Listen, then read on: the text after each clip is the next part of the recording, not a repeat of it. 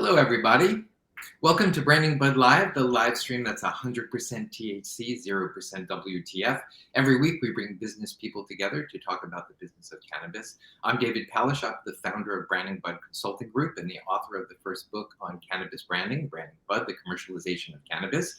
And I'm joined by my co-host, Adriana Hemans, a marketing executive with over 8 years' experience in cannabis. Hey, Adriana, how are you today? Hi, David. I'm doing well today. Are you doing well? That's our topic, is wellness. You're so right. I am well, and I am wellness today. Yes. I'm wellness today, and I hope everyone who's joining is feeling well also. I want to mention, as I see some of our friends rolling in and some familiar names popping in there, please feel free to say hi in the chat. That's one of the best things about Branding Bud Live is that we get to interact with the people in the audience. So feel free to say your name, where you're from, and drop in a question if you have one for our guest or for David or myself. You're right. We're all over today. I'm in Seattle. You're in LA. Oh. Our guest, Heather Florio, is in Maine. So we're all over. So we want to hear where you are too. We've got a really great show. Thanks everybody for joining us. A lot of hot topics to get into. Today we'll be talking about wellness and CPG, the cannabis connection.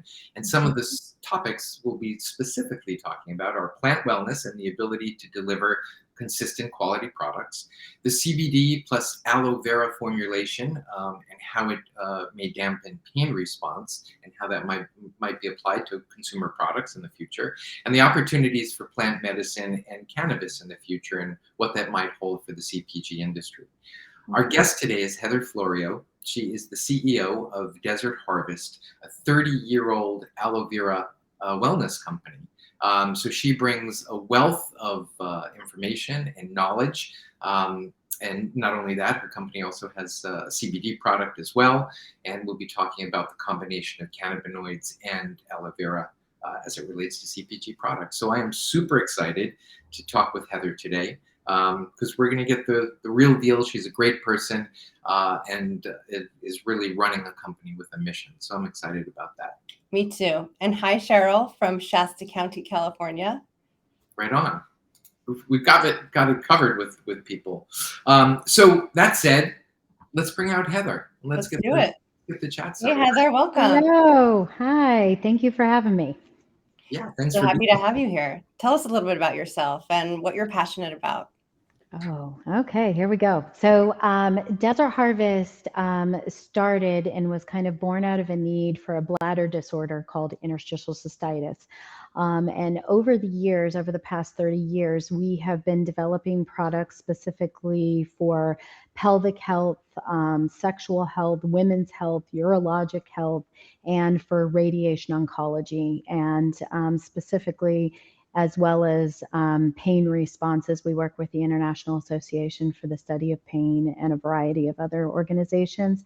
We've been doing that now for 30 years, kind of evolving. And I have to say, I don't know if I could pick just one that's my passion, but I love what I do, the people we get to help, and the lives that we get to change. Pretty cool.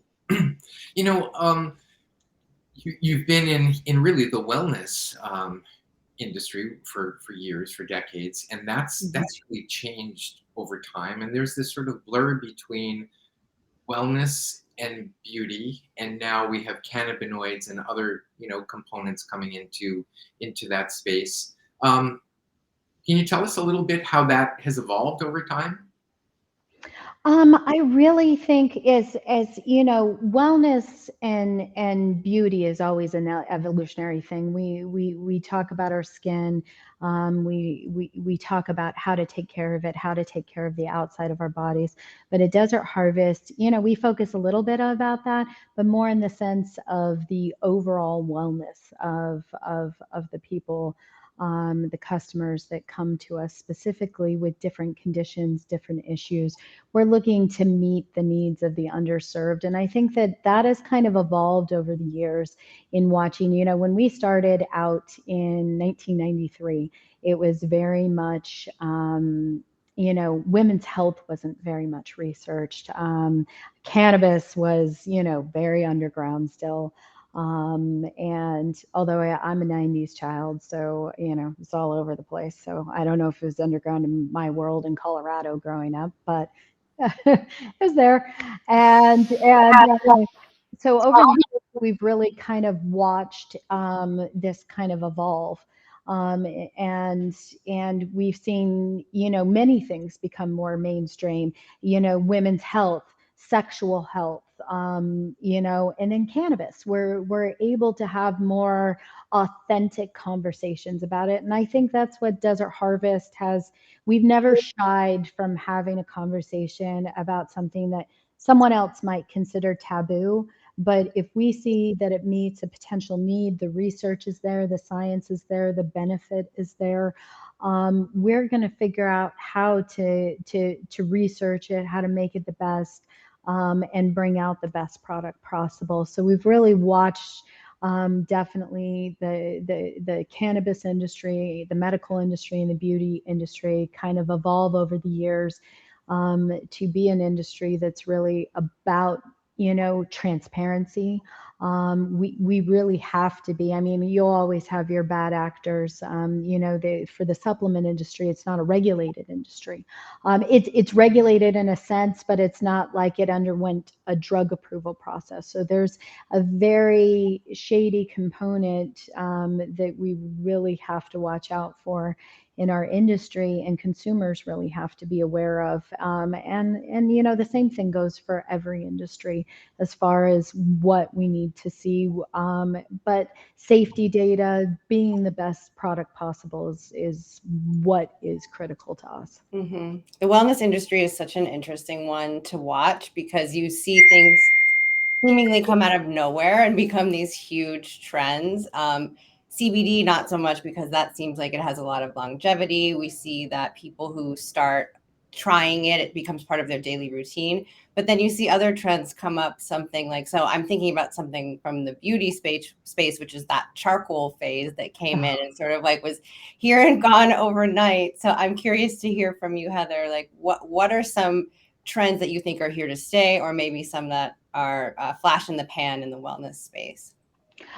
You mentioned charcoal. I think the greatest thing that you have to realize about that is, and that's a really good example. That was really good marketing. There's a really good thing between really good marketing with some pseudoscience and real science and real research and products that are authentic. And I think that that's kind of the biggest thing.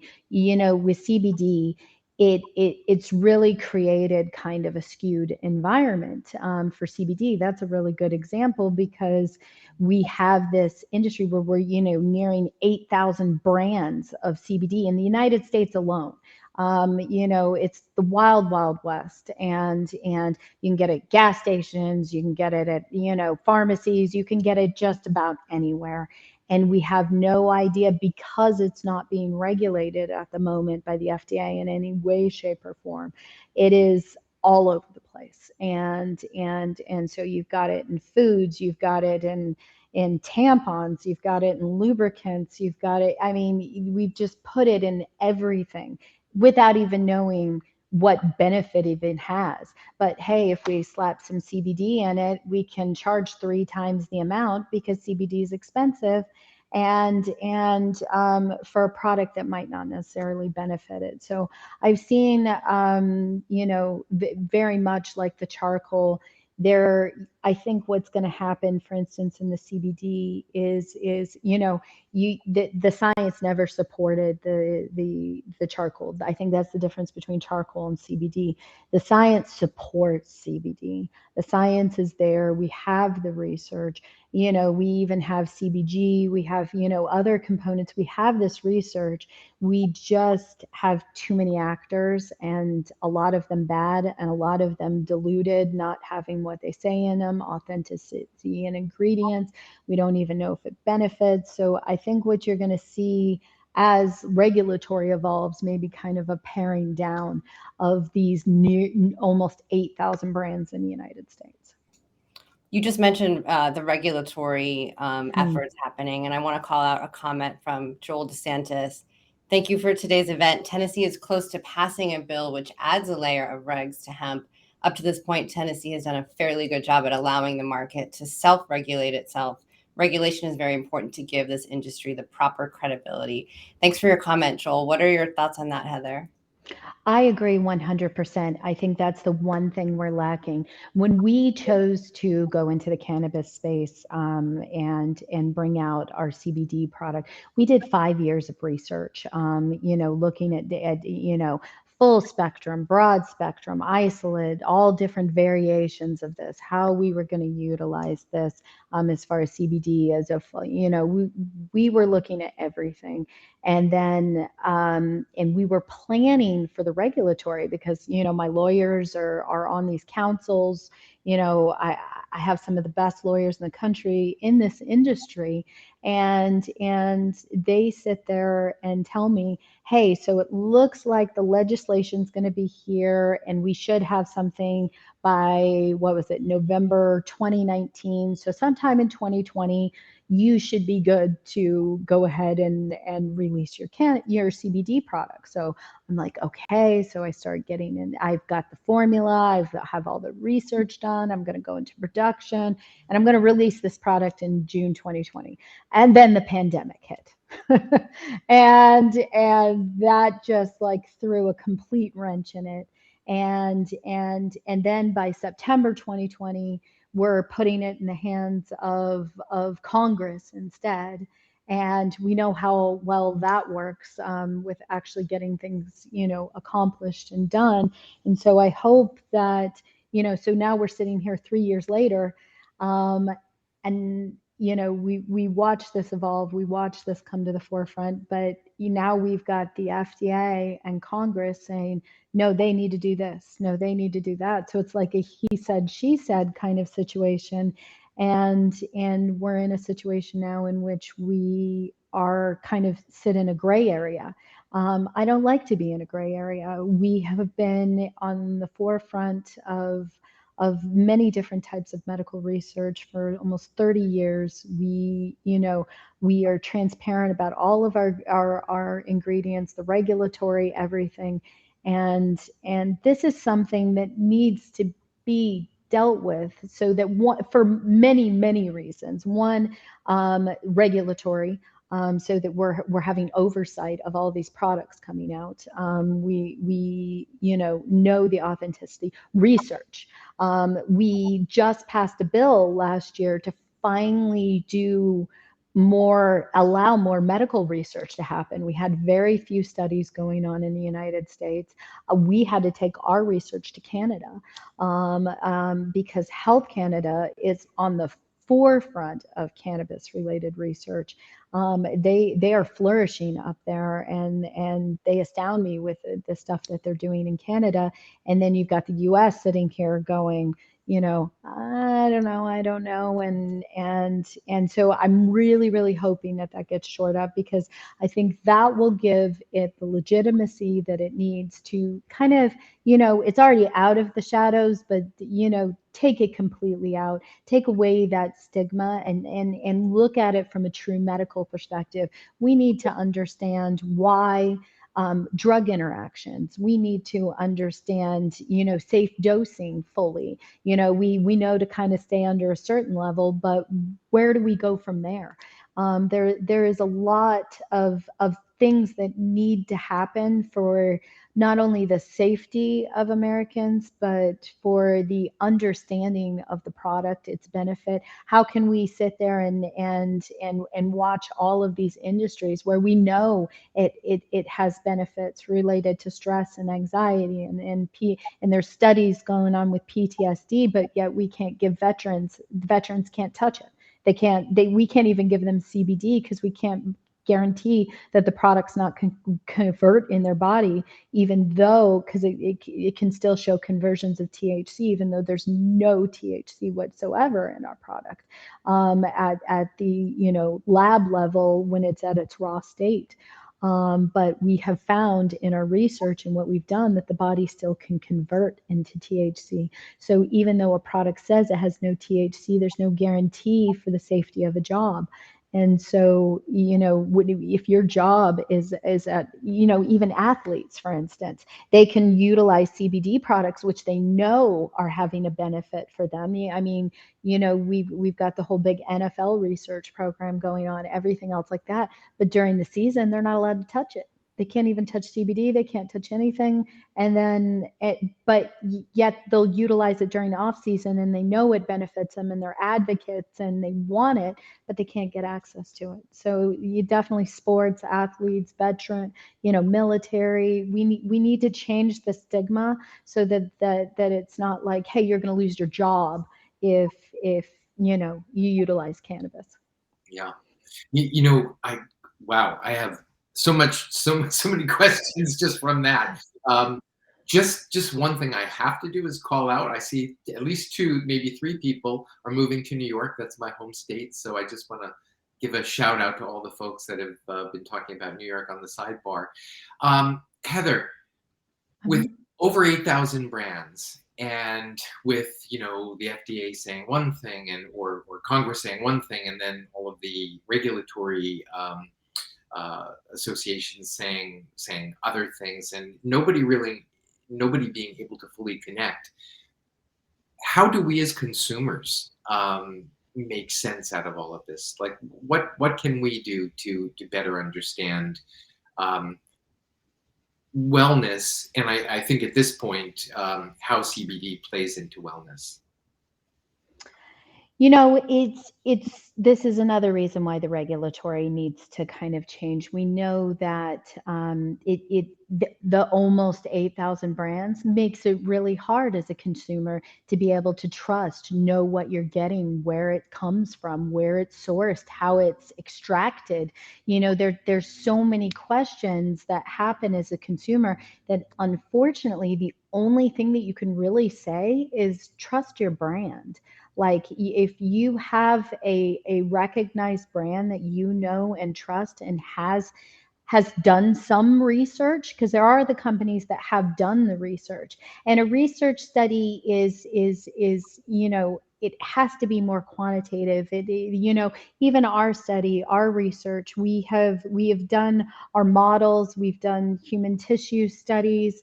And now we're crossing over and have permission to actually do human studies in live humans. And so we are very excited about this, but this is the limits of every company that has a cannabis product and the ability to do research on live humans. We can do research on mice. We can do research on, our research was a little bit different in what we were able to do, but we kind of found our way around it. But it's really hard to be able to navigate. There isn't a website that you can go to look at brands you trust. A lot of the times what you're seeing in magazines and other things like that are best of. Sometimes they can be pay to play. Sometimes they can be, they've been given free product, influencers, same kind of thing. They could have just been given the product to review it, and they've gotten a free product or gotten paid. And so how do you know? It's not like we have a consumer reports for cannabis. Maybe, Weed Maps or Leafly will get there, but and it's true what you say about influencers and social media and all of that stuff, which we'll talk about a little bit later. I'm curious. Let's just jump to our audience participation. We always have an audience participation. I think this is important too. Sorry to interrupt you, David, but because we were talking about the regulations, so it's like what percentage of people really would be impacted, and it really sort of shows like how remiss our FDA is being by not actually stepping in and putting some definitions around this. Yeah. So our question is, just to level the playing field, last year in 2022, what percentage of Americans actually consumed CBD? So is it A, 9%, B, 18%, C, 26%, or D, 32%? Audience, this is your opportunity to shine. So yeah, feel free to put your guess in. And I want to say to Megan Panamino, good luck with your move to New York, and congrats. I hope you have much success in the Big Apple. Well, I'm just assuming you're moving to the city. Maybe you're not moving to the city, but good luck with your move in either case. And in our neck of the woods. That's right. Back on the East Coast. Yeah. Talia went back to school. I saw that. Okay, so Wow, we're getting a lot of A's. I see 3 guesses for A. See, I 9. would have guessed higher. I don't know. And it's interesting because I think there was the CBD craze, and CBD fell from grace, and all the other cannabinoids sort of picked up, and CBD was sort of even, dare I say, overshadowed by Delta 8 and some of the other things Mhm. that have been happening. So so Mhm. it's interesting. Mhm. Well, we've got mostly A's, a couple of B's. Mhm. Heather, what's your thought? Can I choose two? Either C or D? No. I think it's one of the higher ones. I'll go with C. C. Okay, 26%. All right. Well, we don't have audio, so normally we'd have our drum roll right here, but I see a pretty even split. It looks like 3 or 4 A's and 3 or 4 B's. And Talia says, I'm in between A and B based on my experience as a bud tender in Austin, Texas. My guess is 8%. okay, so people are leaning There's a write-in vote. Yeah. low. Ooh, we got a C. And dare I say, it's funny, just based on what Talia just said, based as a bud tender, I would think that people going into a dispensary are probably not necessarily looking for CBD on the mass market, like those that might buy it in health and wellness products. I almost think of those as two separate um, segments or markets. Um, but let's see. I'm curious. What's the answer? It was C, 26%. Don T, you got it right. Nice work. And that came from Cross River Therapy, the statistics and data, which we always like to call out. So when we pull out a stat, we like to back it up. Right on. That's a really significant percentage, I feel like. It is, which makes It is. even what Heather, what you were saying moment earlier, that if 26% of Americans consumed CBD in 2022, the FDA and Congress and all of those those that need to pay attention should be paying attention. Mm-hmm. So Yeah, on they the topic really of, do. sorry, go ahead. Oh, no, it's okay. I agree 100%. You've got me like Googling the US population now. I'm like 26%. How much is that? Yeah, Yeah. someone do that math for us. This is a huge number. And with that, with everyone sort of, I think consumers in general and Americans in particular are taking wellness in their own hands, and they're not necessarily waiting for their doctors or big pharma to tell them what they need to take to make themselves feel their best. Heather, do you think that big pharma is threatened by this wellness movement that we're seeing? Yes and no. I think that on one sense, in I think that they are poisoning themselves in some way to be involved in specifically this space and as, in the cannabis space and the wellness space. I think that, for instance, Epidiolex, the only FDA-approved cannabis-based drug on the market for seizures, is pure CBD isolate. And it's FDA-approved drug. I am currently undergoing FDA approval for one of my supplements, which is our aloe vera capsules, which are used to for a bladder disorder called interstitial cystitis. Imagine a constant UTI that never goes away and is debilitatingly painful. About 75% women, about 25% men have it. Here in the US, they estimate about 8 to 12 million men and women have this condition. And we have an 87.5% response rate of some or complete relief of all symptoms in double-blind placebo-controlled studies. The one FDA-approved drug on the market that is currently undergoing class action litigation for making people go blind, causing retinal myopathy, and causes side effects of hair loss, liver damage, kidney damage. Our aloe vera has no side effects, and it has a lower efficacy rate of about 36% on average. And so this is where we are really trying to the FDA, the rigorous process needs to happen. What happens to undergo drug approval really does need to happen.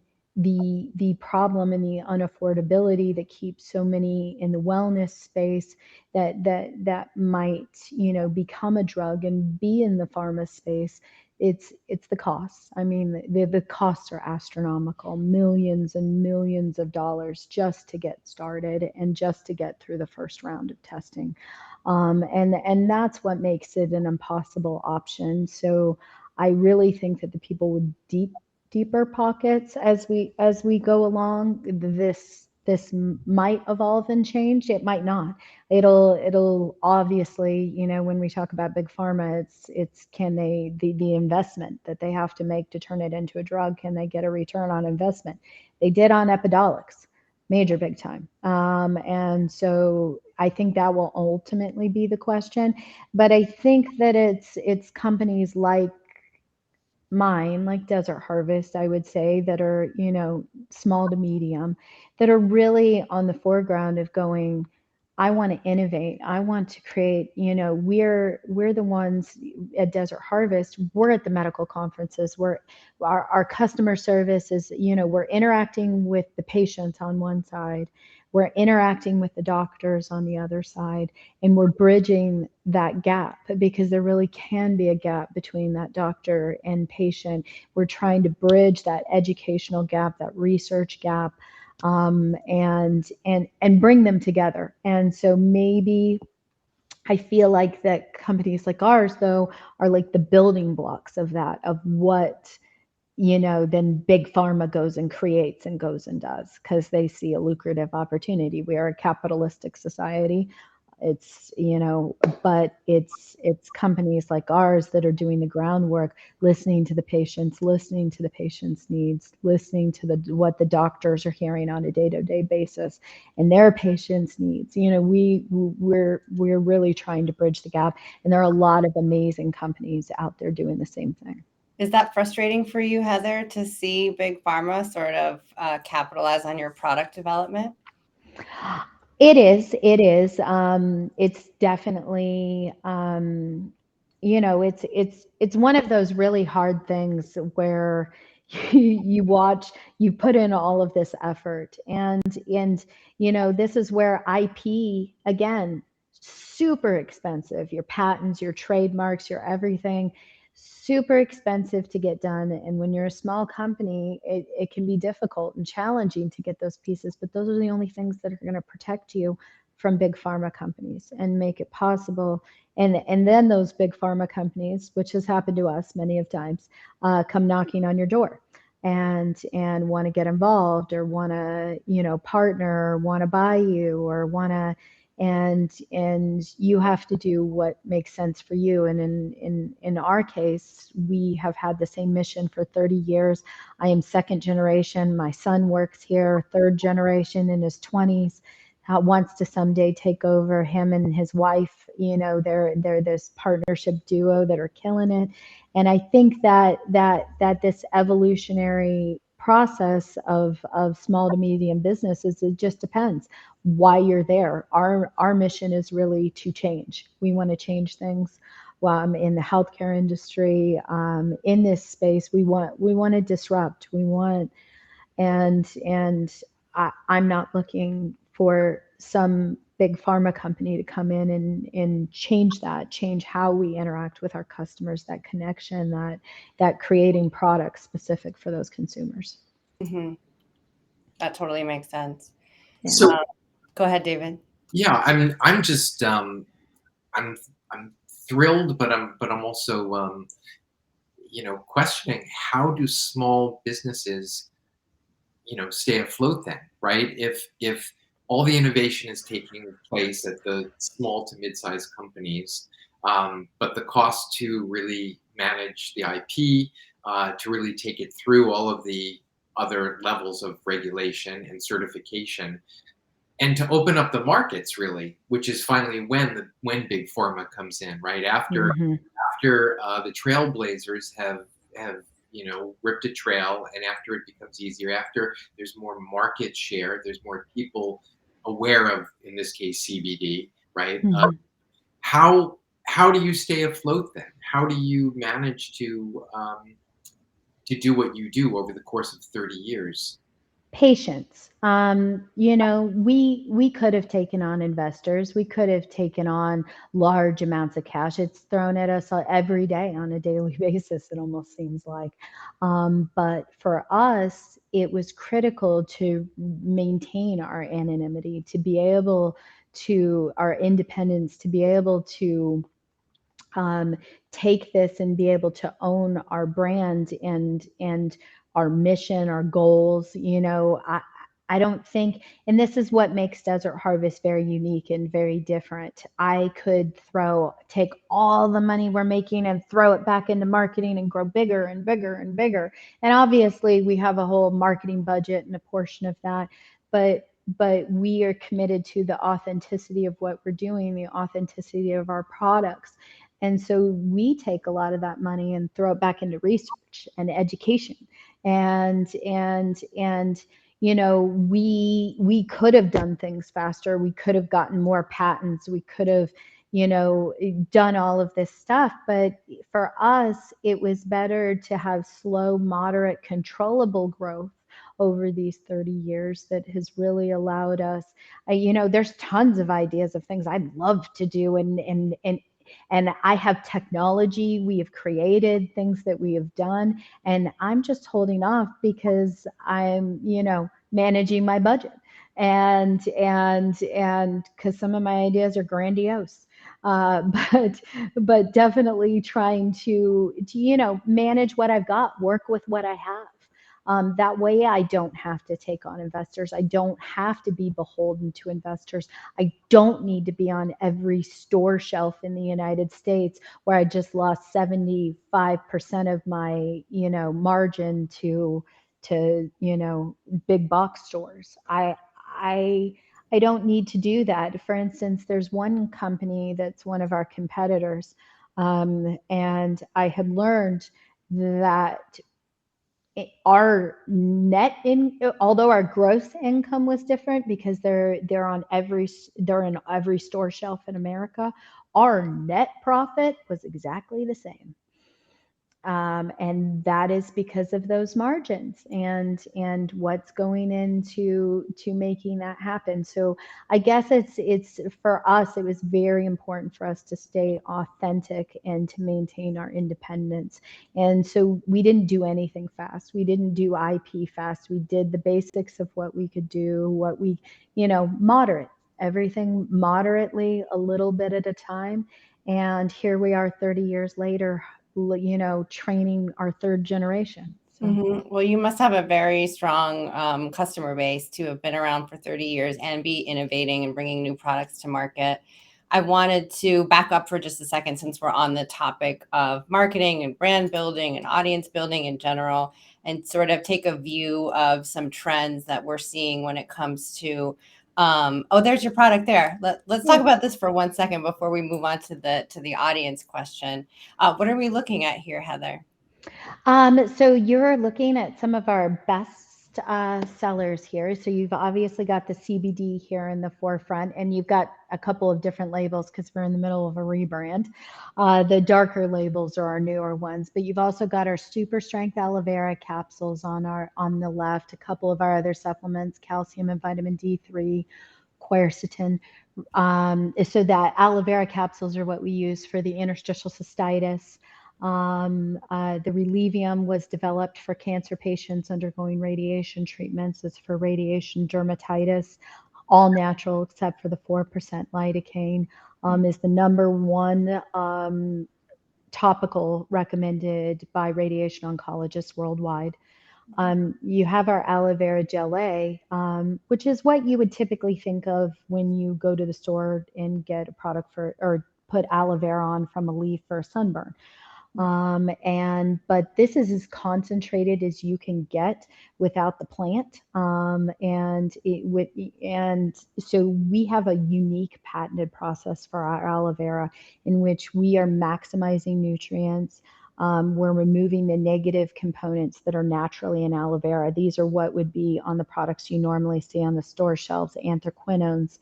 If you ever open up a leaf and you've got the gel and then a slimy thin yellow layer below that, that is the anthraquinones. And internally, externally, they're just going to make it hard and cakey and icky, but internally, they can actually cause colon cancer long-term, liver damage, kidney damage. They're meant for short-term use as digestive aids, other things like that, for fiber, other things, but they're not meant to be taken in large doses long-term, which is the product. Yeah, which is the product that we're making. So the aloe vera gelée is really, you think of it for sunburn, but it is one of the top products recommended by the National Eczema Association. Mm-hmm. It's used topically for vulvular conditions, Mm-hmm. a variety of different things like that. So we have a whole line like this. So we don't use it in the traditional sense. So there's so much to like look at there and review and to understand all the nuances of different products, which sort of leads into this question about, like, we were talking about consumer education. We were talking about how people learn about the products that they can trust, because obviously there's a lot going on behind the scenes that consumers wouldn't normally be privy to. And one trend that I think is really interesting as we were prepping to have this conversation is the question of, consumers are learning about products from other consumers, right? C2C or social commerce. We've seen it 100 times, like scrolling through Instagram or looking at TikTok, and people are selling products to you. And sometimes it's very subtle, sometimes it's not so subtle. But I think this is an interesting stat, and I'd love to hear our audience take a stab at what you think this is. So social commerce, defined as the selling of consumer to consumer on social media platforms typically. Social commerce is expected to expand at a compound annual growth rate of X% from 2023 to 2030. Is it A, 16%, B, 24%, C, 32%, or D, 43%? Yeah. And once again, audience, this is your chance to shine. I just love saying that. So join in.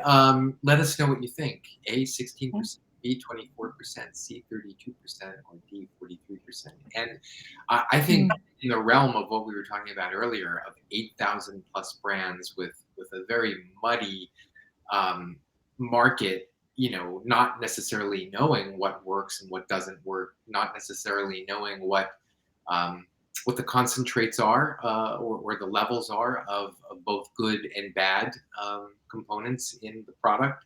It's hard to tell. So I see we've got a couple of D's and a couple of C's. We have a percentage which is way off the mark. Thanks, Kim. Thanks for 600%. That would be great news for TikTok if that were true. I see, let's see, 6 guesses for D, 43%, and 2 guesses for C, 32%. Should we reveal the answer? Ask Heather first what her thoughts are. Yeah, Heather, what are your thoughts? I'd go high too. I'd say D. So everybody thinks social influencing and social commerce is really just going to absolutely skyrocket. And I think I agree with that. Let's see what the answer is. Drum roll, 32%. Charlene got it right, and John got it right. Good job. Yeah. Yeah, it makes sense. And I think we're all looking to people we trust, and an influencer goes a long way over a long time if they're leading you in the right direction and you can trust them. And that really comes back to what a brand is, right? A brand is the ability to consistently deliver a promise, whether it's real or perceived, but over time, just consistently delivering something that people are looking for and managing their expectations along the way. Definitely. I mean, that's at the heart of a brand. Definitely. It consumer trust. Yeah, absolutely. Well, one thing just to touch upon, we have a little bit of time. I just want to touch upon the CBD and the aloe vera testing that you've been doing that, seems initially to show, dampening pain, and maybe you could touch upon that quickly, the science of it, and then jump in Yeah. how that might be used with, for people, whether it's patients or athletes, etc. Yes, definitely. So we started initially first. We knew that combining our aloe vera, that aloe vera could act as a carrier. Cannabis is inert. It needs a carrier to make it systemic, hence the sublingual with the oils and other pharmaceutical or enteric coatings that are used in edibles, things like that, and other essential oils. So for us, we wanted to use the aloe vera as a carrier. So we went to the University of Colorado because we knew it was going to make it more bioavailable or systemic in the body. And we were able to show that our aloe vera combined with the CBD isolate is 25% more bioavailable or systemic in the body than any other CBD product out on the market. And we were able to confirm that because the lab at the University of Colorado maintains a database of all cannabis products and their bioavailability. And so we were able to do that first. And then we wanted to understand which, because right now everybody's saying it works for everything. And so we wanted to know what it actually worked for. So we went up to McGill University in Canada, in Montreal, because we knew we could. They have one of the foremost pain research centers in the entire world, and they have an entire cannabis division at the Allen Edwards Pain Research Center. And so we went and developed pain models with them, looking at, for instance, bladder pain. We had an 83% reduction after 24 hours. Chronic nerve injury pain, we had a 56% reduction after 24 hours. And we've had similar response rates with chemotherapy pain, surgical pain, MS pain. And so we wanted to understand, we're actually developing more pain models. So we want to go further because we want to, we work a lot in women's health. So we want to understand like endometriosis, uterine fibroids, heavy menstrual bleeding, polycystic ovary syndrome. Like we wanted to see what other conditions. So we're doing more models. But we also wanted to understand the mechanism of function in the human body. So McGill was actually able to harvest neural pathways from donors that had donated their bodies to science. So they keep once all the organs are harvested, they harvest the neural pathways. They can keep them alive for up to a month. And so we can induce these different types of pain and the nerves, and we can induce pain and see how it's impacting the nerves in live time. And then we can actually understand the mechanism. So we determined that it was blocking the chemical release from ever making it to the central nervous system. And there's more to that, but we're getting ready to publish this year. So we're really excited about that. And this is leading us into getting permission from Health Canada to be able to expand our research into human trials, which is kind of going to be our next step as well. And I do see migraines over here, and it is one of the models that we're actually looking at because there's it was interesting. We went to FENS, which is the largest neuroscience conference in the world, to release this research last year in Paris. And the migraine sufferers and the heavy menstrual bleeding, we were inundated with people asking us about that. So very cool. Wow. Yeah.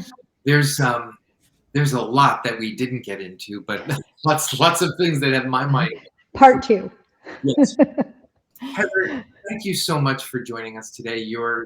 What you do and what your family has done for 30 years is just really amazing. And we just appreciate everything that you do because you explained it so wonderfully before. It's hard for the small and mid-sized companies to keep innovating and to keep looking after patients and folks that are underserved, like you said, and that really need the help. So thank you for doing what you do, and thank you for joining us today. We really appreciate it. Thank you for having me. This was wonderful. Thanks, Heather. Thank you. And quickly, you can check out Heather's products at desertharvest.com, correct? Correct. Yes, definitely. And I see that someone asked about a gummy. So just really quickly, these are in capsule form, but you can take the capsules out if you can't ingest capsules. So you can Perfect. take that. Thank you, Heather. We appreciate you. Thank you. Bye-bye. Bye. Wow, I could have gone on all day talking about that. Yeah, especially the neural The nerves research, yeah. models. That's pretty incredible. But I think, there were a number of people that chimed in today and said, hey, they're, whether they're moving to New York to start companies or they're starting companies.